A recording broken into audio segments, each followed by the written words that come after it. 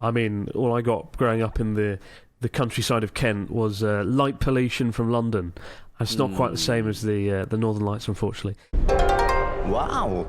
Hello, welcome to the Abroad Japan podcast. Probably the best way of learning about life in Japan without actually being in Japan. I'm your host, Chris Broad, and we're joined as always by England's top Japan enthusiast, Mr. Pete Donaldson. Pete, how the devil are you doing? What's going on? A very good morning to you, Chris. I am in agony. Every atom of my soul is screaming because I decided to play a little bit of soccer last night, and I've not played in 2 weeks, and my knees hurt, and my elbows hurt, and my shoulder. Stretch? No, that's the problem. Didn't stretch, didn't warm down, and now I'm in agony. And I imagine there'll be people in the YouTube comments going, Petey, I'm a personal trainer, and you have to do that. You have to warm down, or your legs are gonna explode. I didn't. My legs are exploding now, so I'm sorry I didn't listen to your future advice. Awful situation. I had a recent MRI for a mysterious lump. It was causing me some consternation, but it's fine. I mean, people don't really know what it is. They just went, it doesn't look bad. It doesn't look bad. When you get an MRI and you panic because the NHS is taking too long to give you results, and you get your own, you pay 200, 300 quid for a high street Snappy Snaps version. They do give you a CD with pictures of your body on. And a CD? A CD with pictures of Floppy your body. disk. Internal and out, and you can basically use your scroll wheel on your mouse to basically sort of sail through your body. It's really weird. And they also get your date of birth wrong as well, which really fills you full of confidence. And 1991, I was born. Younger than me. I know, and it won't surprise you, Chris, that they had to call me back in to do them again because they weren't very good. And that's what you get for 300 quid on the high street. A man on a Friday night at 6 p.m. who is the receptionist and also the man who's running the MRI as well. It's good stuff. It was proper snappy snap stuff. I really enjoyed it. But the one thing they did say is that I have very degrading bones and joints and like completely. It's all those crisps. It is all those crisps and Coolish. It's all the crisps and Coolish. I don't eat a value diet, and also I don't really run around all that much. I basically go from zero, little bit of walking, mainly driving, to 11-a-side football where it's 90 minutes of sheer hell, and then I go back to doing nothing again. It's probably not how, again, you personal trainers in the YouTube comments would say, is a balanced, welcome exercise routine, I think it's fair to say. All or nothing with you, isn't it, Dawson? All or nothing. All or nothing! Yes, it's all or nothing. At least you got a CD. When I had my endoscopy in Sendai, they ran out of printer paper, and I just didn't get the photos. I had my endoscopy in Sendai. What a lovely song. Yeah, they ran out of printer paper. I ran out of printer paper, so I think I got 2 out of 5 photos of my insides that I was supposed to get. And that surgery is now gone, and I'm not surprised. I wonder why it closed down. My lord. We ran out of printer paper. We can do no more endoscopies because we have not been down to Staples to get more paper. I'll just never forget the noise of the man, the doctor, when he realised there was no paper. And he was like, and he just didn't. Sometimes when like the worst case situation pops up in Japan, people don't face up to it straight away. They just keep going, well, increasing weird. Sort of sucking noises like a fucking Dyson, like, and I knew it was bad from the first. I knew it was game over, but we'll never know. He's psyching himself up to go back in for another look. Can it not just hide in resident memory until a printer paper is found? No. I don't know. It just seems like it's a one and done lithograph kind of situation. I thought this was because it was like the 1960s my first endoscopy kit, powered by floppy disk drive, and I was just shit. Honestly, I'm still pissed about it to this day.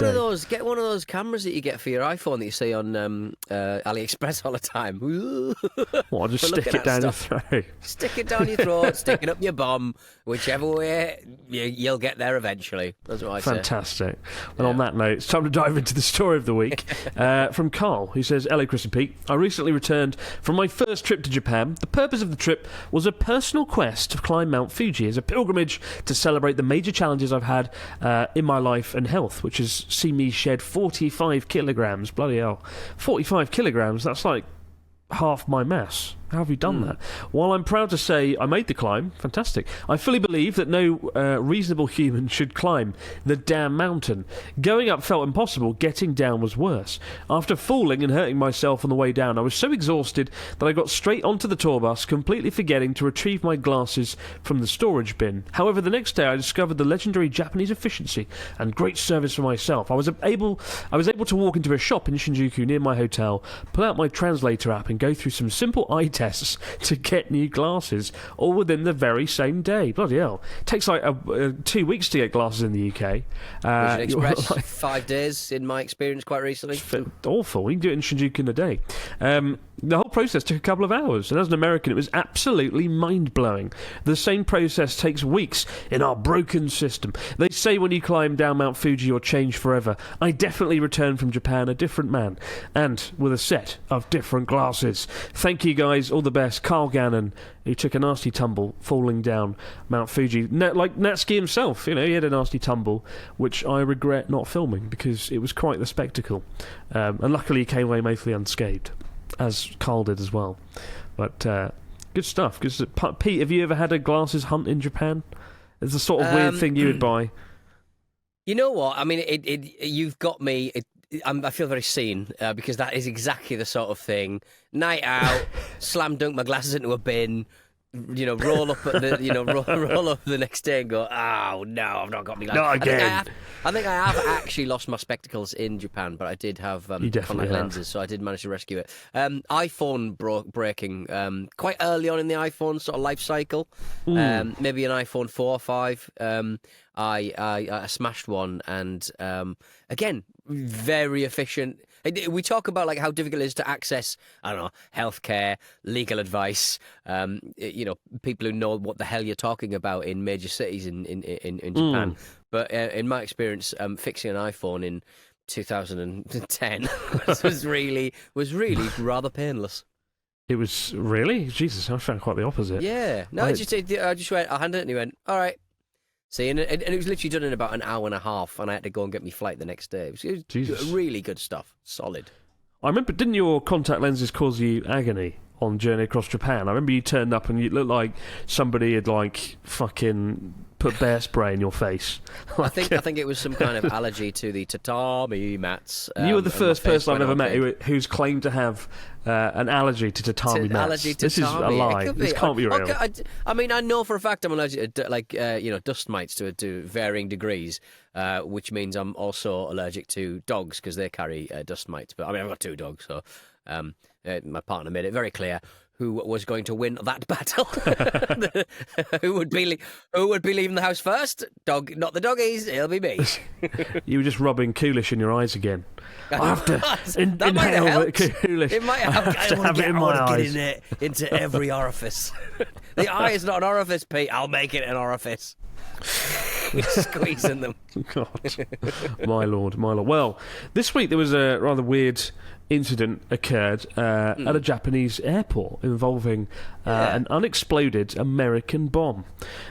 Damn those Americans causing trouble, blowing up airports. A lot of these news stories are saying an unexploded US bomb.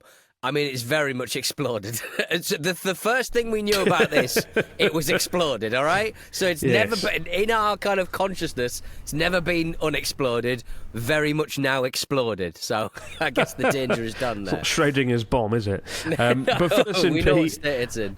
What have the naughty Americans been up to in naughty in Miyazaki? Americans.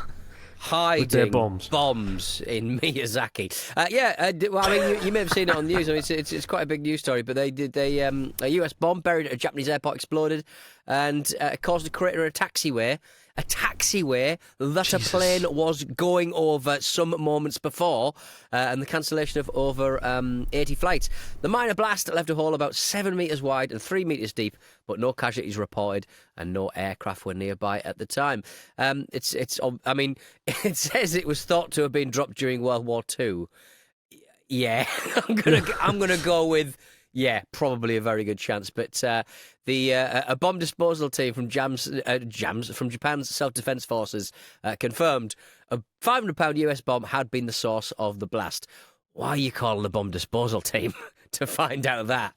Like, surely you need the bomb exploded team. The cleanup crew would be able to figure out. But there's no danger anymore. But it could have been incredibly spectacularly worrying. I think the kind of like ground sort of explosion, it looks more like a sinkhole than an actual so hopefully any plane that hit it might have survived. But you do sort of wonder, like, I guess with earthquakes and stuff, things get jostled out of position. But I wonder. It seems weird that it seems weird that something would just suddenly decide to go, I've had enough of sitting under this bloody taxiway. Boom, boom. You have to wonder if it was that recent earthquake that happened a few months ago, that the one that was like triggered the mega earthquake advisory, because that was the epicenter was down in Miyazaki, so there is a chance it could have nudged it, and then a plane rolled over the runway.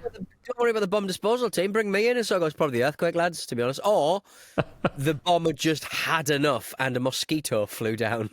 And he was just having a bad day, and it was just one further thing that it didn't need, and it applied a little bit of mosquito pressure onto the bomb, and then kaboom, boom.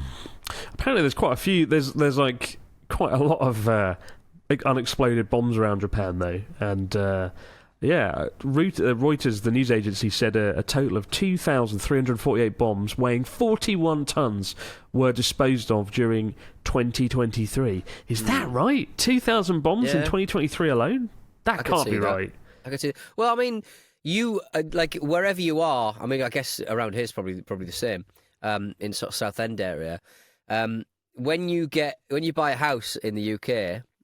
You get given like a survey, obviously, and the local authorities have responsibility to tell you if there's like radon in the area, or gases, nuclear waste, or they have responsibility to tell you where these things are, but they are not responsible for telling you whether there's an unexploded World War II bomb, German bomb in there.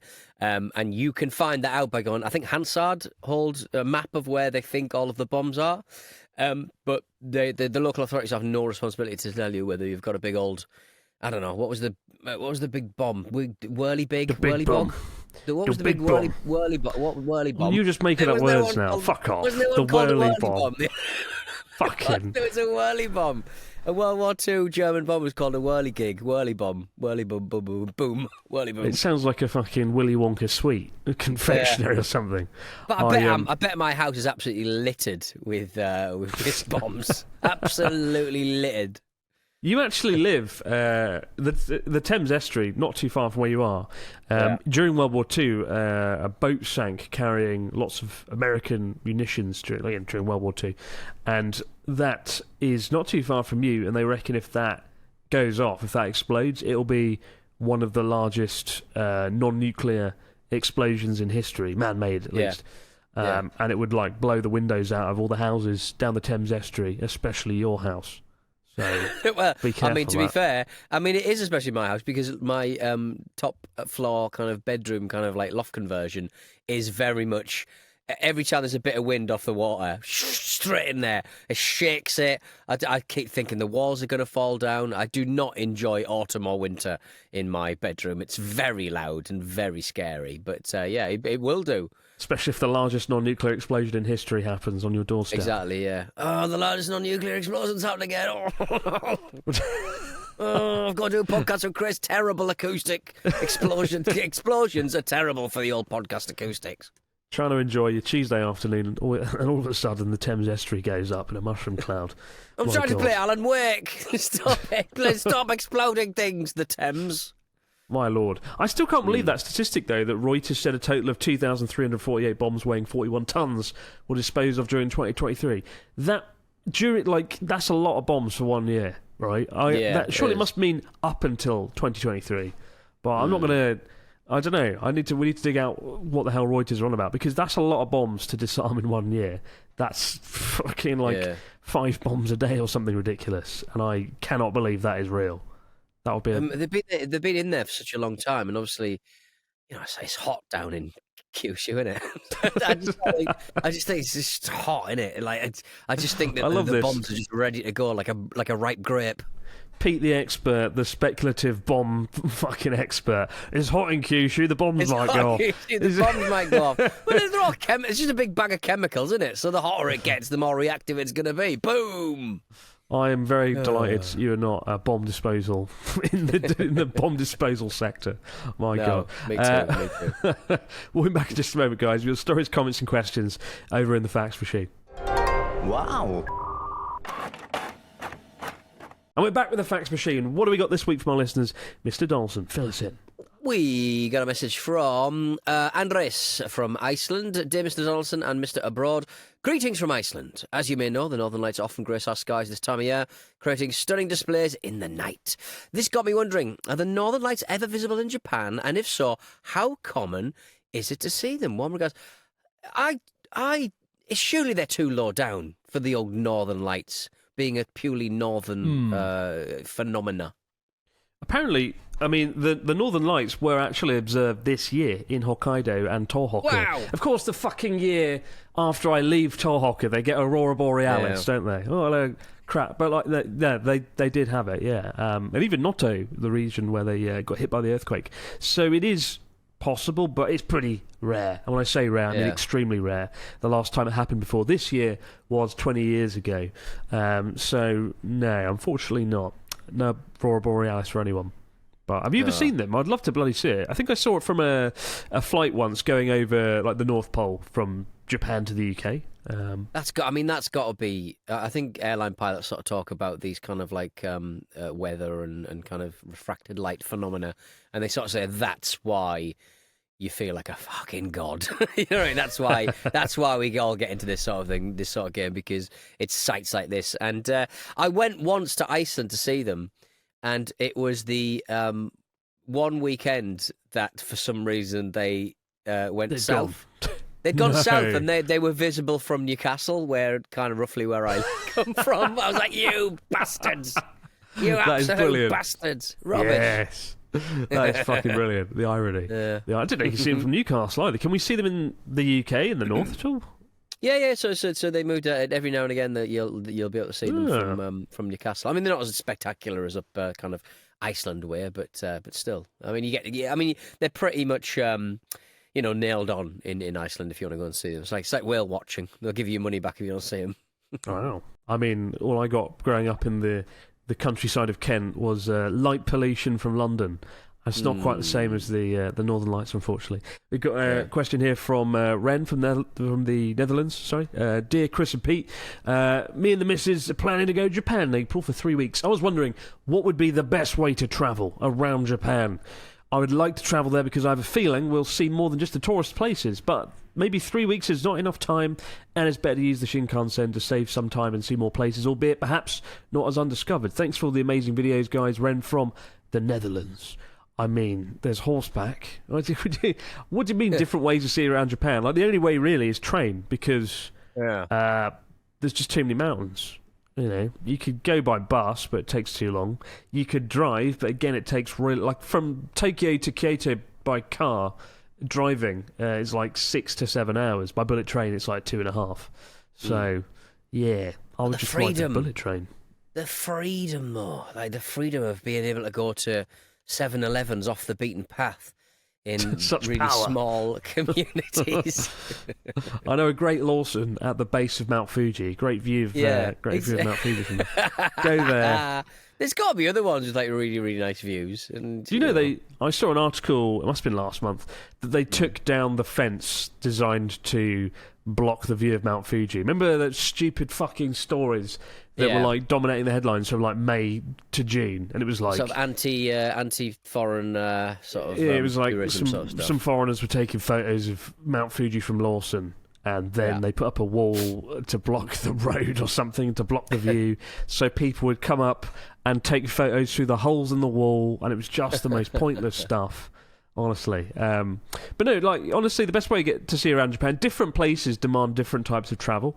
Like the central Japan Alps, I would recommend driving if you can. Like get a train to somewhere like Matsumoto, the city with the iconic black castle, and then from there maybe you could rent a car and drive to like Takayama. It's a beautiful route through the mountains, and then from Takayama to Kyoto you could drive as well. There is no one way to travel around Japan, but I would recommend Shinkansen just for the fact there's a lot of spaces in between that you'd have to go through otherwise. And, you know, as somebody who's cycled every quarter, every inch of this country now, I would also recommend cycling. But if you only have like 2 or 3 weeks, it's not really enough to cycle. And I would say renting cars is very painless. If you think that it's going to be like this, it really sort of... For a non-Japanese speaker, for Johnny, who can't speak any Japanese, very, very easy as well. But I do recommend getting one of those little toll cards to put in your window so that it automatically open. Yeah, the ETC card, because otherwise you're going to spend all of your time with coins just paying tolls. Absolutely. And most car rental places do an ETC card, and basically you get that, and then at the end of your journey, they'll take the card and tell you how much you've got to pay for all the toll roads you used. So, yeah, definitely consider driving around if you're going through more countryside-y areas like the central Japan Alps. We've got a question from Robin, who says, "Hi, guys. Me and 3 of my mates from Norway will travel to Japan to enjoy the autumn leaves in Kyoto, Osaka, Nara and Tokyo. I plan to take a solo detour for a minor hike along the Nakasendo Trail from Tsumago to Magome, or vice versa. Do you think it'll be worth doing it during autumn? Are there any special supplies that I need to carry, i.e. maps, compass, bear spray? Thank you very much, guys, and love the podcast, Robin." I actually did the Nakasendo Trail back in April. After what better way to relax after cycling 2,000 kilometres than hiking through the mountains for another couple of days? But no, Nakasendo, it's just the most incredible place, and I've actually been thinking about doing it myself in autumn. So you might run into me, let alone fucking bears. Don't bear spray me if I come round the corner. Spray. Is there anti-YouTuber spray? They bloody well should be. They really should. What would be in it? What would be the stuff that they use to destroy a YouTuber? Asbestos. Talcum powder and asbestos. Yeah. Potent combination. What's that OnlyFans woman, Belle Delphine, who sold her bathwater? Be that. Oh. Jesus. Oh, it smells like old beans. Yeah, but I'd recommend doing it, and you don't need to bring a map. Like, don't worry about that. It's a pretty well marked out route, to be honest. I think we use Google Maps, but once you've found the path, just stick with it, and off you go. But it is really beautiful. Take lots of snacks. I will say, there's not any convenience stores. There's not even a McDonald's, God forbid. There's just little rustic villages selling like rice crackers and a few cafes and whatnot. But I remember we were really hungry and we got stuck in, I think it was Magome, and all they had was ice cream. So I had to eat like a meal's worth of ice cream to get my calories in before hiking up a mountain. So heed my advice. Don't eat all the ice cream. Bring some onigiri. Go and bring some snacks from the nearest convenience store or something like that. But yeah, good luck with it though. Definitely do it. It remains one of my top 5 things to do in Japan, hands down. And I keep thinking about it, even though it's been like 6 months since I did it. So that's usually a good sign. Keep the stories, questions, comments coming in, guys, to abroadjapanpodcast@gmail.com or right away in the comments down below here on YouTube. But for now, have yourself a great few days, and we'll see you right back here to do it all over again on the Abroad Japan Podcast. Bye for now. Have a good one.